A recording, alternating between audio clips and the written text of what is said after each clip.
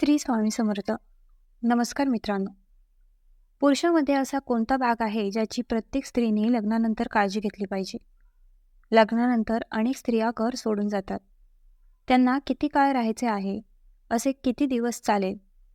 पतीपासून दूर वडिलांच्या घरी राहून स्त्री कोणते पाप करते? तो तिथे राहतो तेव्हा त्याला कोणते पाप वाटते? आणि त्या पापाचे परिणाम त्याच्या आईवडिलांना का भोगावे लागतील? पद्यपुराणानुसार पतीपासून दूर आपल्या वडिलांच्या घरी राहणारी स्त्री अतिशय भयंकर पाप करते. त्याची मुले, पालक आणि संपूर्ण जगाला त्रास होईल. हा संपूर्ण व्हिडिओ पाहिल्यानंतर तुम्हाला कळेल की पुरुषाचा तो भाग कोणता आहे ज्यावर स्त्रीने काळजीपूर्वक लक्ष दिले पाहिजे आणि पतीपासून दूर राहणाऱ्या स्त्रीने कोणती पापे केली आहेत. प्रत्येक विवाहित पुरुष आणि स्त्रीने हा व्हिडिओ शेवटपर्यंत पाहिला पाहिजे. मित्रांनो, या विषयावर पुराणांमध्ये एक प्राचीन कथा सांगितली गेली आहे. आज आम्ही तुम्हाला तीच गोष्ट सांगणार आहोत. या कथेच्या प्रत्येक घटनेत खूप ज्ञान लपलेले आहे, त्यामुळे ते स्वारस्याने घ्या.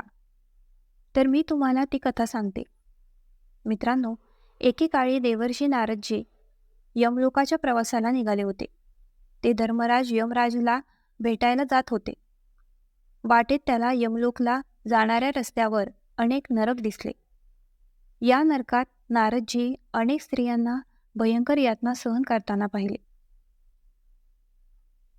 त्या महिलांचा प्रत्येक भाग आगीत जळत होता आणि त्या वेदनेने ओरडत होत्या. त्यांच्या ओरडण्याने संपूर्ण रस्ता गुंजत होता. त्या स्त्रिया रडत असल्याचे ऐकून नारद आश्चर्यचकित झाले. अरे रे, आम्ही घरी राहून गंभीर पाप केले आहे. आता आपण या पापापासून मुक्त कसे होऊ शकतो? हे ऐकून देवर्षी नारदच्या मनात एक गहन शंका निर्माण झाली. या गरीब स्त्रिया कोणत्या पापाबद्दल बोलत आहेत असा त्यांना प्रश्न पडू लागला. घरात राहणे पाप आहे का? आणि तसे असल्यास या पापाचे परिणाम कोणाला भोगावे लागतील? हे रहस्य जाणून घेण्यासाठी नारद लगेच यमराजच्या दरबारात निघून गेला. यमपुरीला पोचल्यानंतर नारद यमराजा समोर प्रकट झाले. धर्मराजाने त्यांचे आदरपूर्वक स्वागत केले आणि म्हणाला, हे देवर्षी नारद, यमलोकात तुमचे स्वागत आहे. आज तुमच्या भेटीचे कारण काय आहे? तुम्हाला काही महत्त्वाच्या बातम्या नक्कीच मिळतील. नारदांनी यमराजाला नमन केले आणि ते म्हणाले, हे धर्मराजा, मी तुम्हाला भेटण्याची इच्छा घेऊन येथे आलो आहे. पण वाटेत मला एक अतिशय विचित्र दृश्य दिसले, ज्याने माझ्या मनात अनेक प्रश्न उपस्थित केले आहेत. तुम्ही मला परवानगी दिल्यास मी माझ्या शंका तुमच्या समोर ठेवीन. यमराजने गंभीर स्वरात उत्तर दिले, हे देवर्षी, मला तुझ्या मनातील शंका विचारायला संकोच कर. तुमची उत्सुकता दूर करण्याचा मी नक्कीच प्रयत्न करेन. मग देवर्षी नारद म्हणाले, धर्मराजा, यमपुरीच्या वाटेवर मी अनेक स्त्रियांना नरक यातना सहन करताना पाहिले आणि ते मोठ्याने म्हणत होते की त्यांनी त्यांच्या वडिलांच्या घरात राहून गंभीर पाप केले आहे. लग्नानंतर वडिलांच्या घरात राहण्याचे पाप काय आहे हे मला समजत नाही. आईच्या घरात राहून स्त्री कोणते पाप करते आणि त्या पापाची शिक्षा कोणाला भोगावी लागते हे कृपया सांगा. यमराजने नारदजींचे म्हणणे काळजीपूर्वक ऐकले आणि म्हणाला, हे देवर्षी, तू एक अतिशय योग्य प्रश्न विचारला आहे. तुमच्या प्रश्नांचे उत्तर संपूर्ण मानवजातीच्या कल्याणाशी संबंधित आहे. थेट उत्तर देण्यापूर्वी मी तुम्हाला महाराज कंसाच्या जन्माची एक कथा सांगतो. ही कथा ऐकल्यानंतर तुमच्या शंका देखील दूर होतील आणि संपूर्ण मानवजातीला एक महत्त्वाचा धडा मिळेल. यमराज पुढे म्हणाले, ही कथा काळजीपूर्वक ऐका. जो कोणी ही कथा श्रद्धेने ऐकतो, मी 32 प्रकारच्या पापांची क्षमा करतो. देवर्षी नारद उत्सुक झाले आणि म्हणाले, धर्मराजाने अशी एक पवित्र कथा सांगितली पाहिजे. मी ते मनापासून ऐकेल आणि नंतर मी त्याचा जगात प्रसारही करेन. नारदजींचा उत्साह पाहून यमराजने कथा सुरू केली. तो म्हणू लागला, हे देवर्षी, ही घटना भविष्यात 28व्या द्वापार युगात घडणार आहे. आता मी त्याचे वर्णन असे करेन की जणू मी भूतकाळातील कथा सांगत आहे. लक्षपूर्वक ऐका. त्यावेळी यडू राजवंशाचा महाराज राजा उग्रसेन मथुरा नावाच्या शहरात राज्य करत होता. उग्रसेन हा एक नीतिमान आणि न्यायी शासक होता. त्याचवेळी पद्मावती नावाची एक अतिशय सुंदर राजकुमारी देखील विदर्भ देशात राहत होती. ती विदर्भातील राजा सत्यकेतूची मुलगी होती.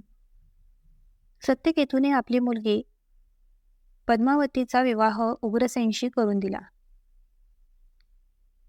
पद्मावती आणि उग्रसेन यांचा विवाह संपन्न झाला. लग्नानंतर राणी पद्मावतीने स्वतःला पूर्णपणे आपल्या पतीच्या सेवेत समर्पित केले. त्याच्या प्रेम आणि समर्पणाने त्याने लवकरच महाराजा उग्रसेनला यांचे मन जिंकले. महाराज उग्रसेन राणी पद्मावतीवर खूप प्रेम करू लागले. तो पद्मावतीशिवाय एक क्षणही जगू शकत नव्हता. राणीला भेट दिल्याशिवाय त्याला अन्नात किंवा राज्याच्या कारभारात रस नसायचा. तो त्याचा बहुतांश वेळ खेळकर विनोद आणि राणीशी आनंददायी संभाषणात घालवत असे. त्याचवेळी पद्मावती देखील आपल्या पतीसाठी आपल्या जीवनाचा बळी देत होती. त्यांचे प्रेम दिवसागणिक अधिक दृढ होत गेले. काही वर्षानंतर राणी पद्मावतीच्या पालकांना त्यांच्या मुलीची आठवण येऊ लागली. विदर्भचा राजा सत्यकेतू आणि राणीची आई आपल्या मुलीला पाहण्यासाठी उत्सुक होते. शेवटी राजा सत्यकेतूने मथुरेतील आपल्या दूताला एक संदेश पाठवला. राजदूतांनी महाराजा उग्रसेन यांना आदरपूर्वक नमन केले आणि संदेश दिला. विदर्भचा राजा सत्यकेतू हा त्यांचा जावई राजा उग्रसेन याला नमन करतो. त्यांना तुमचे कल्याण जाणून घ्यायचे आहे आणि जर तुम्हाला हरकत नसेल तर राणी पद्मावतीला काहीतरी वाटले असावे असा आग्रह धरतात. ती आतून स्वतःला शाप देऊ लागली की तिने तिच्या पतीपासून दूर राहून खरोखरच मोठी चूक केली आहे. त्यानंतरच त्याला शेवटचा शब्द मिळाला. पद्मावती, मी तुझा आनंद घेतला आहे. आता याचा परिणाम म्हणून तुमच्या गर्भातून एक मुलगा जन्माला येईल, जो तिन्ही जगातील प्राण्यांना दुःख देईल. हे तुमच्या पापांचे फळ असेल. असे म्हटल्यावर तेथून कोबी अडकली. तो आकाशात गायब झाला आणि आपल्या लोकांकडे परतला. या आघातांमुळे नपुसक झालेली गरीब पद्मावती मागे पडली होती. जंगलातल्या त्या निर्जनतेत तिने एका झाडाला आधार घेतला आणि रडायला लागली. काही काळानंतर पद्मावतीच्या विलापाचा आवाज ऐकून तिचे साथीदार घाबरले आणि तिच्या शोधात तिच्याकडे धावले.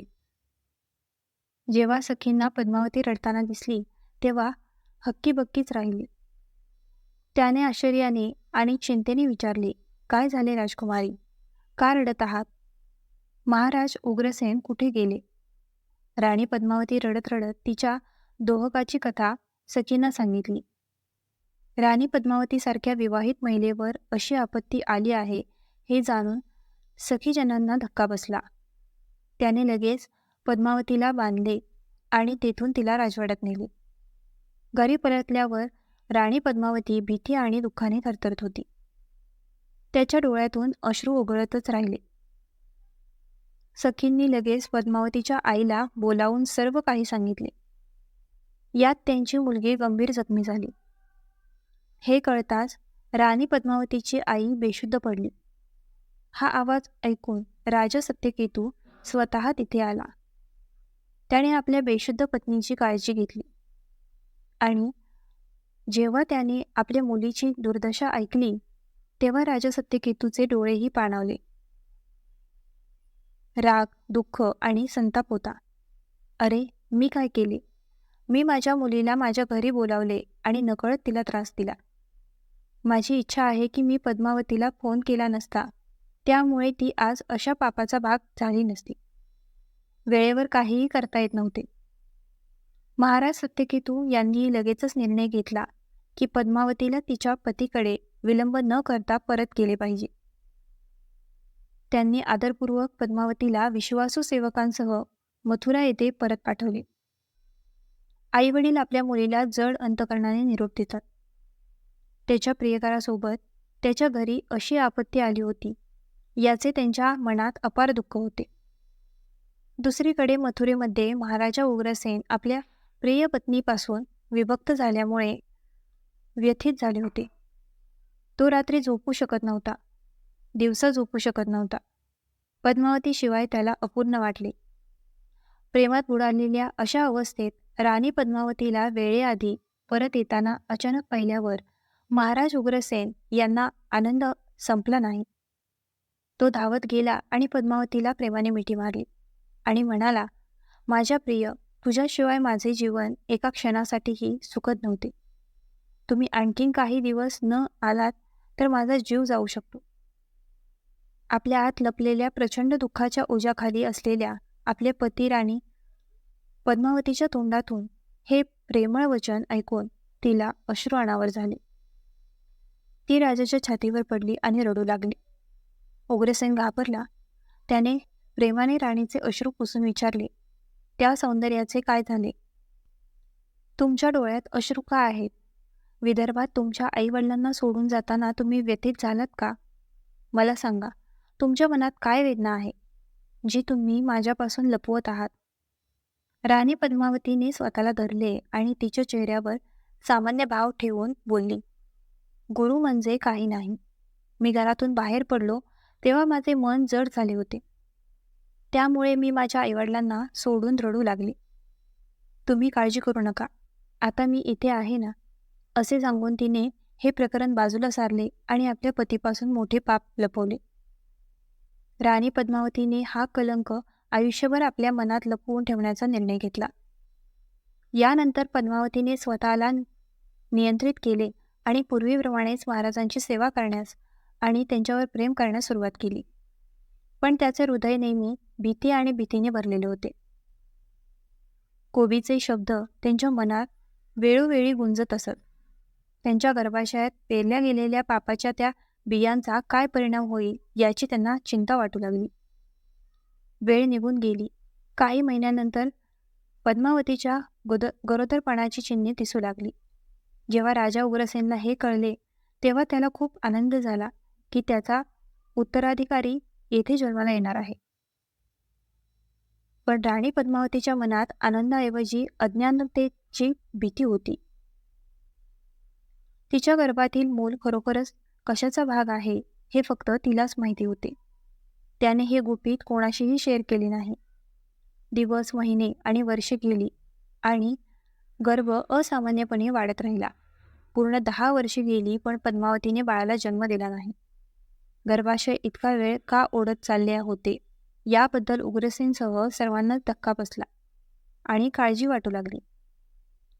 10व्या वर्षाच्या शेवटी पद्मावतीने एका मुलाला जन्म दिला. पण बाळाचा जन्म होताच राजवाड्यात गदारोळ झाला. तो एक सामान्य मुलगा नव्हता, परंतु तो भयानक दिसत होता. त्याचा जन्म होताच त्याच्या तोंडातून एक मोठा आरडाओरडा झाला आणि त्याचे डोळे अंगारासारखे लाल होऊ लागले. त्याची जन्मकुंडली पाहून थरथरणाऱ्या ज्योतिषांनी असा अंदाज वर्तवला की हा मुलगा मोठा होऊन अत्यंत भक्तिहीन आणि क्रूर शासक बनेल. हे ऐकून राजा उग्रसेन आणि राणी पद्मावती शांत झाले. हे अलौकिक मूल हे सामान्य मानवी मूल नाही हे लक्षात येण्यास त्यांना जास्त वेळ लागला नाही.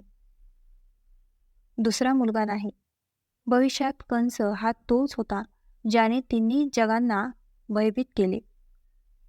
यमराजाने एक दीर्घ श्वास घेतला आणि म्हणाला, हे देवर्षी नारद, भूतकाळाप्रमाणेच भविष्यात घडणाऱ्या या घटनेचा तपशील मी तुम्हाला सांगितला आहे.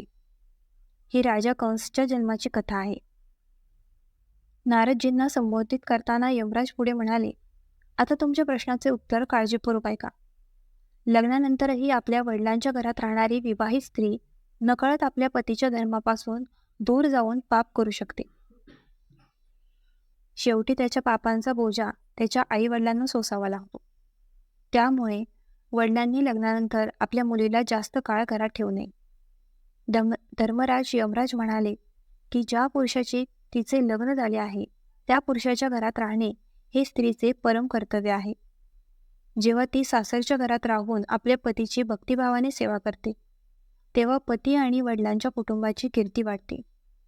पण घरी आल्यानंतर एक स्त्री तिच्या बालपणीच्या सुखात गुंतून पुन्हा तिच्या पतीला विसरू शकते आणि त्यांच्या धर्मापासून दूर जाण्याची भीती असते. लग्नानंतर केवळ तिचा पतीच तिचे रक्षण करू शकतो. पतीपासून दूर राहिल्याने कधीकधी तिच्या मनात अस्वस्थता निर्माण होऊ शकते किंवा मोहातून ती एखाद्या पुरुषाच्या जाळ्यात अडकू शकते. त्यामुळे विवाहित स्त्रीला तिच्या पतीपासून दूर ठेवू नये, हे योग्य आहे. तर मित्रांनो, हा व्हिडिओ कसा वाटला आम्हाला कमेंट करून नक्की सांगा आणि आपल्या ग्लो मराठी चॅनलला लाईक, शेअर, सबस्क्राईब आणि हाईप करायला विसरू नका.